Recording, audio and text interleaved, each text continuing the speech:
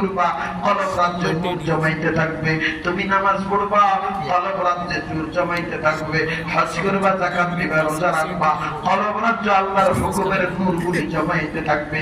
নূর জমতে জমতে এক নূরের রাজ্য তৈরি হয়ে যাবে। ওই নূরের রাজ্যের মধ্যে যখন রূহটা বসবাস করবে, এই রূহটা যখন আজরাইল নেওয়ার জন্য আসবে, এই রূহের ঘ্রাণটা তোমার পশমের গোড়ায় গোড়ায় বের হয়ে ইসমাইল হয়ে আজরাইল আলাইহিস সালামের নাক পর্যন্ত পৌঁছে যাবে। আজরাইল আসলেই ওই রূহের, কারণ রূহটা নূরের মধ্যে, রূহটা কিসের মধ্যে? নূরের মধ্যে বিজানো।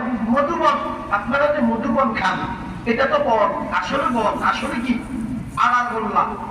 আনার গোল্লারে চিনি শিরার মধ্যে ভিজাই থুই আধা ঘন্টা পরে উঠেছে, এই আনার গোল্লা বনের নাম হয়েছে মধুবন। আসলে আনার গোল্লা, এটা কি